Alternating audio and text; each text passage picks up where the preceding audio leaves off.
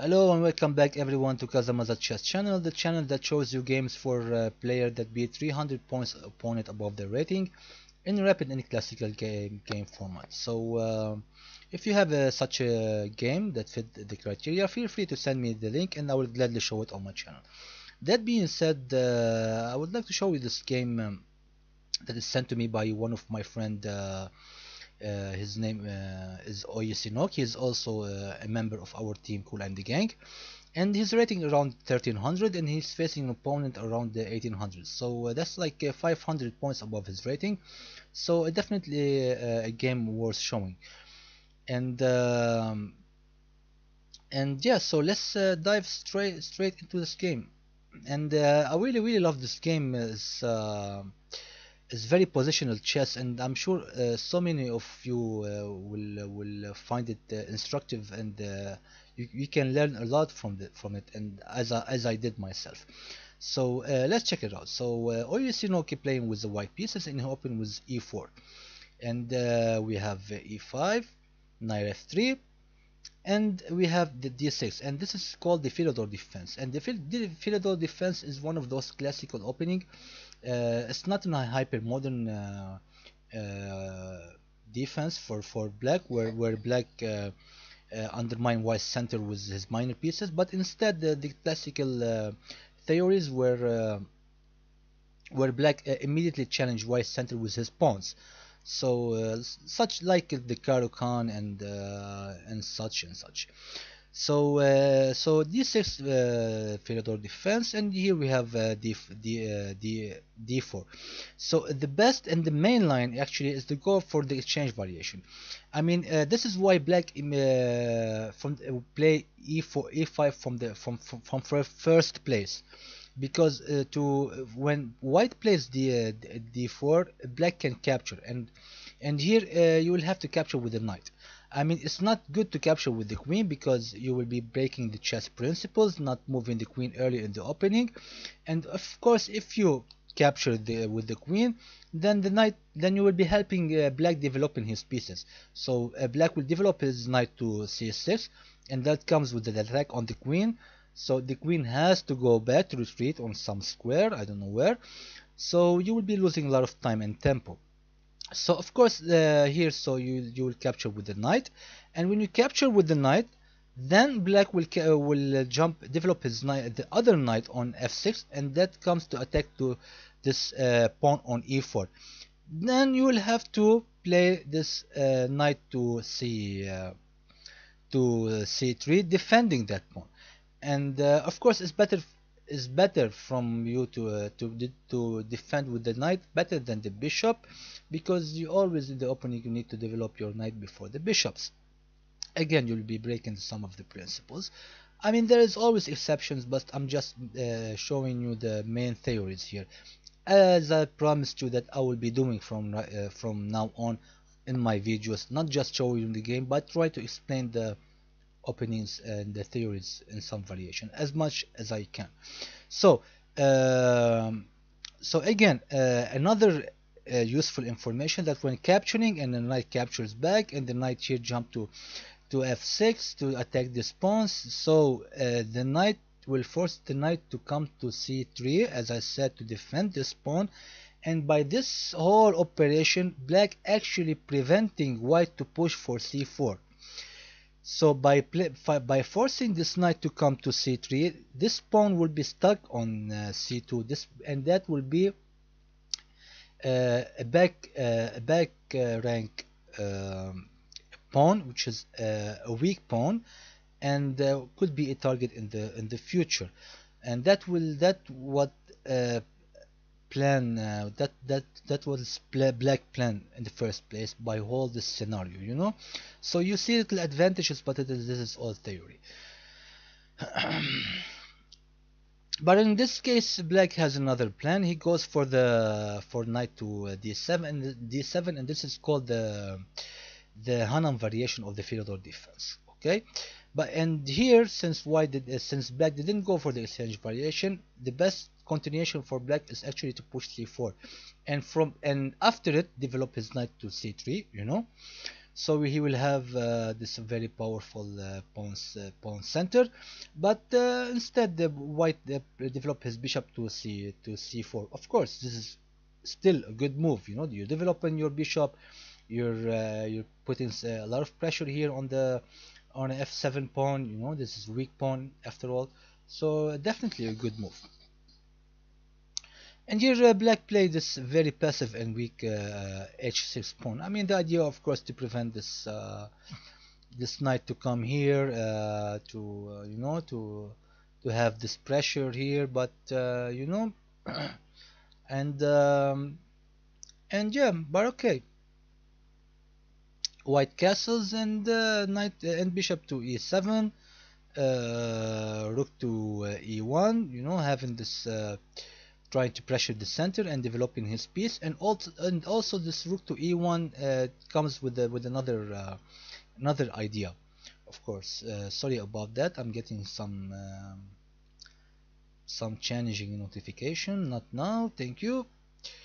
So we have c6 and knight to d2, and of course if you are playing white and you have this knight to d2 and this bishop here, you don't want your knight to be stuck here. So after black developing his bishop, white maneuver his knight to f1, and from there it goes to g3.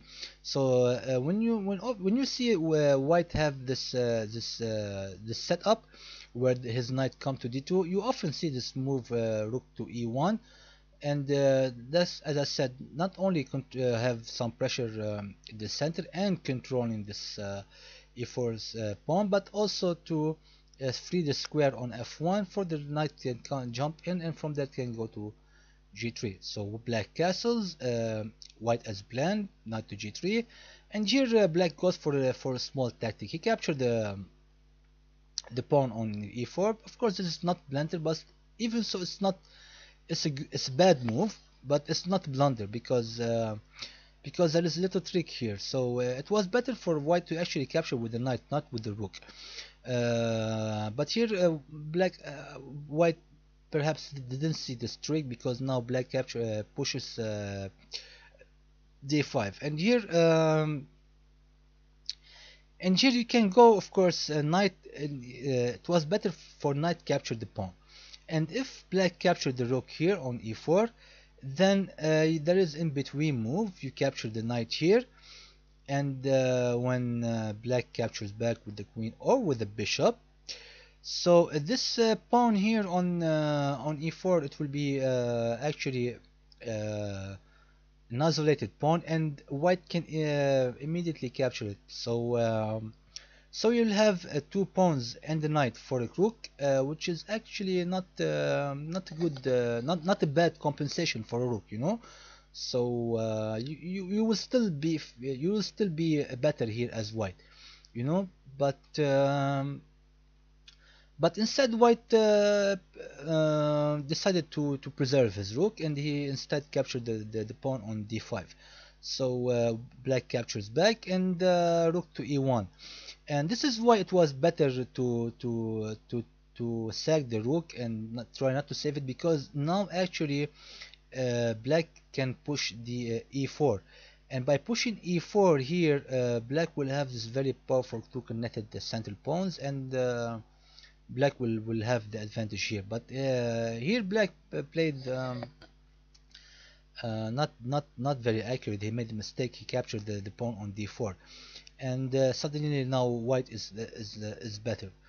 He captured with the knight, and even if the engine suggests that the best move is capturing with the queen, but as I said, of course, it's good to follow engine's move from time to time, but not always, because we are human and we can never calculate as engines.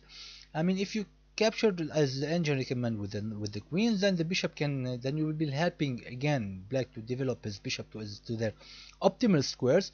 The bishop can come to f6 and attacking the queen, so the queen has to move to, I don't know, some square, and you will be losing time, you know. But here this is more natural in a human move. I mean, look how many squares the knight here, this centralized knight is controlling, you know. So definitely more human, and I will recommend it better than the engine move, which is queen to capture here. So anyway, Knight captures, white cementing that knight on d4. Some knight maneuvers from black. Knight to e5, bishop attacking the knight, knight attacking bishop, bishop back, knight back to e5.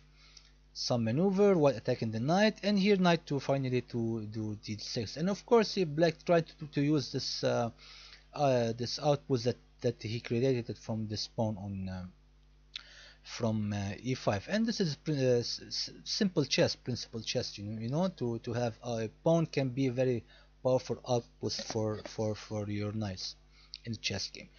So white continued developing and optimizing his pieces.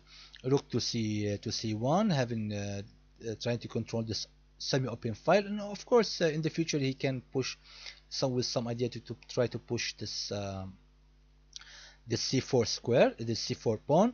And of course white is way better here. Positional wise, I really prefer white here. I mean, all his pieces are well developed. This rook controls the e file. Another rook controls the semi-open file, ready to push.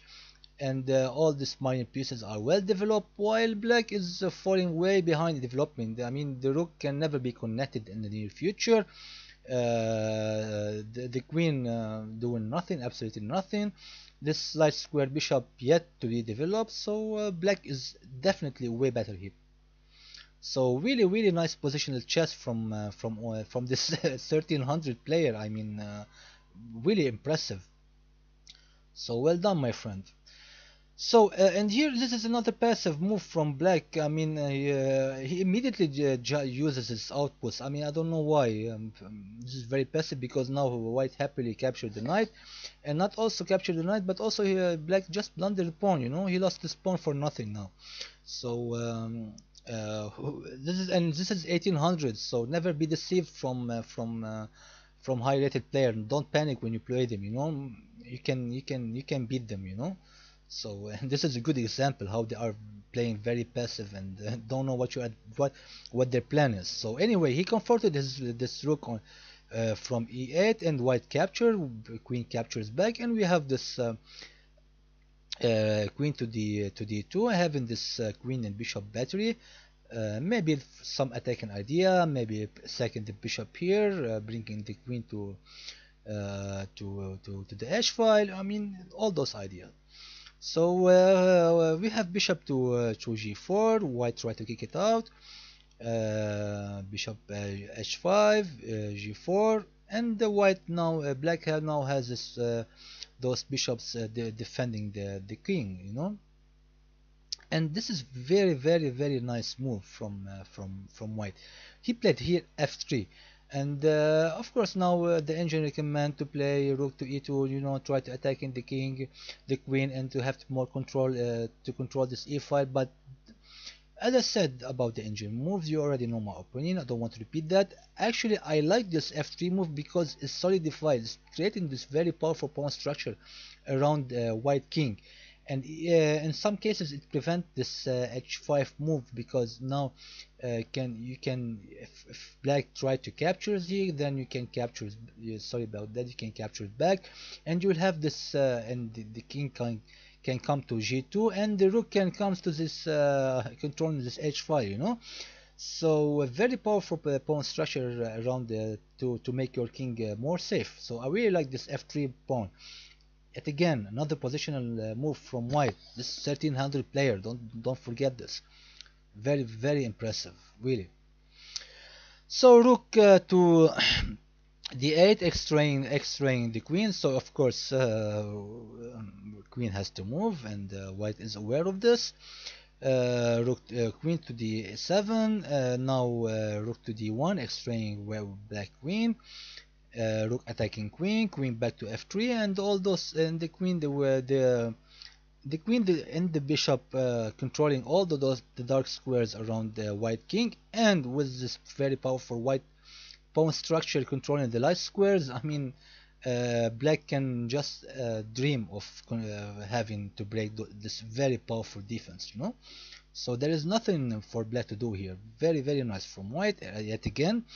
And And now black trying to have full control of this e file with this rook and queen battery, but here black white played bishop to d2, over protecting this e1 square, preventing black from any idea to come to jump to the back rank.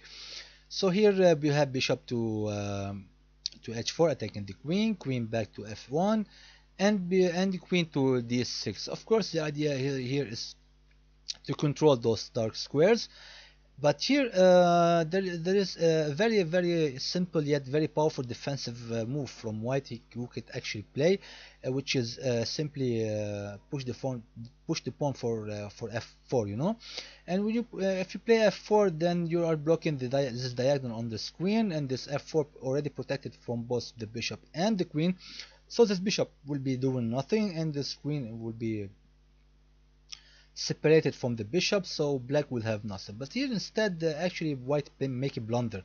I mean, it's okay, that's fine, you know, we all make blunders and mistakes, especially when we are low, very low on time, and we facing high rated players. So here instead he played this bishop to c1, and which is actually a blunder, but gladly for him black didn't see this tactic. Here black can actually capture the bishop here, and when capture the bishop, of course you can capture back with the queen, you have to capture with the rook because this rook, you know.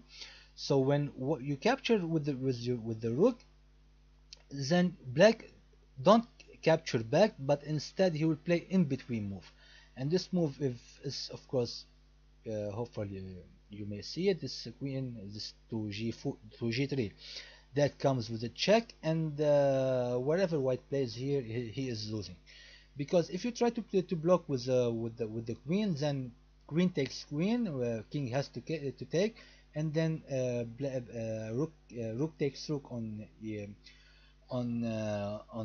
e1, and you will be down. Sorry about that, and you will be down a whole rook in the end game, so you will be losing this game. And the other square for the king, if the king goes to h1, it will lead to even worse position, where you will be end up losing a whole queen. So your opponent will be up a queen. So anyway, but here black missed the chance, and now white can defend properly. He play bishop to f2 and bishop to f4, and now knight to e2, and this is very nice move. Now attacking the bishop, and also attacking this cover on the queen from the rook, so the rook has to call back, and finally white captured this very powerful bishop on f4, and white and black now totally have nothing to show off. So now black captured the knight, the only good move here. White captured the pawn on a7. So here we entered the queen trades, and we entered the end game. So of course I won't analyze a lot at the end game here. I don't want to for time's sake, I mean. So we will see a couple of moves here. King attacking the rook attacking the king king g3. Rook capture pawn on a1, rook to e8, that comes with a check, and bishop to d4, so putting this bishop on this very important diagonal. Really nice move yet again from Oyazinok, and also defending this c2 pawn. So the rook tried to to attack the pawn on b4, so we have on b3, so we have b4. Now all those pawns are on the dark squares, and white has light square bishop, so he can never attack them, and all those pawns are as I said, very powerful structure. White can never attack them with his bishop, you know, and he can never push this his own pawn, because his own bishop blocking his pawn. So this is very bad end game for black, you know. So what he can do, he played b5, and some couple of moves attacking this pawn. So the bishop now has to defend this pawn on the light square, and now the rook attacking this pawn. So the bishop now defending this pawn and on this pawn, both on attacking on light squares.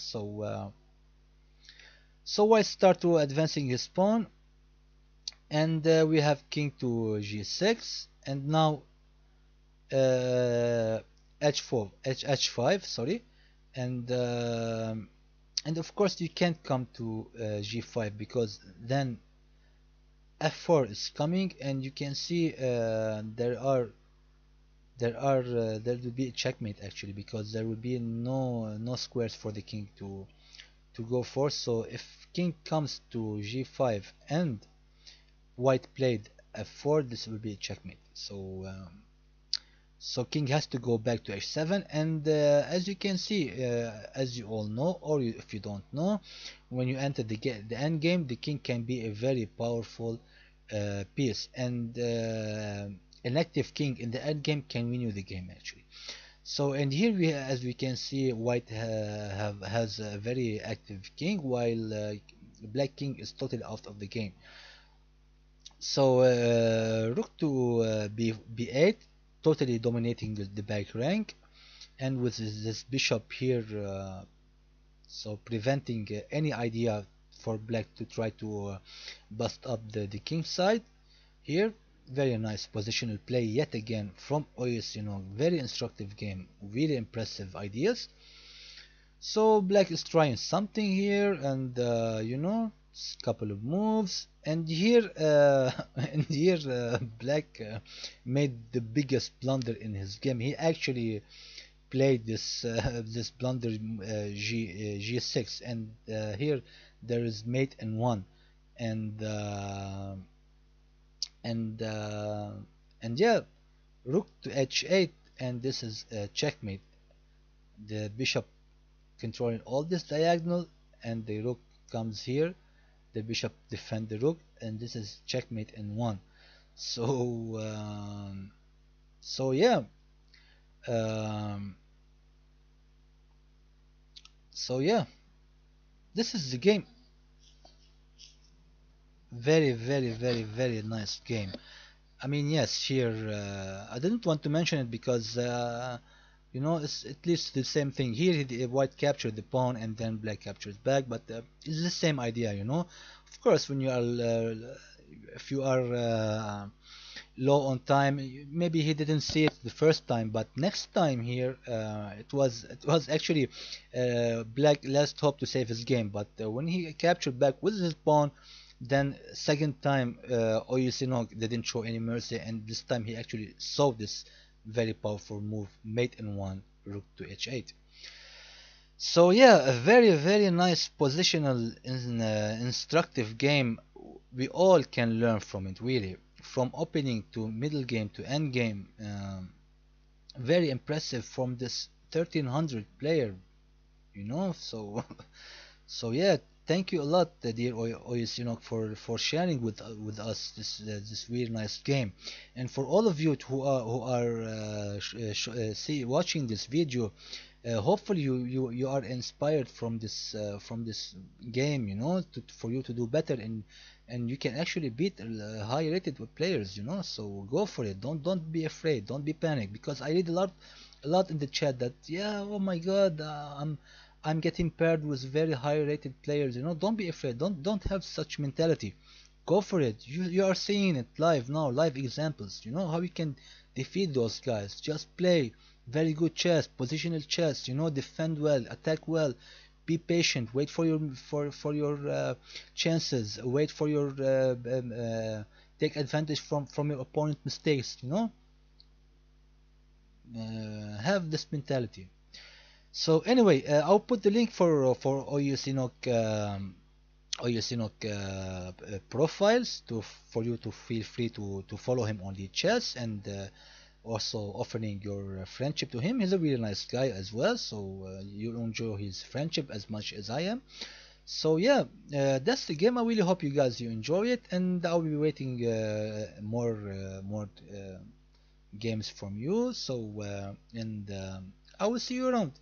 Thank you a lot for watching, and I will see you soon.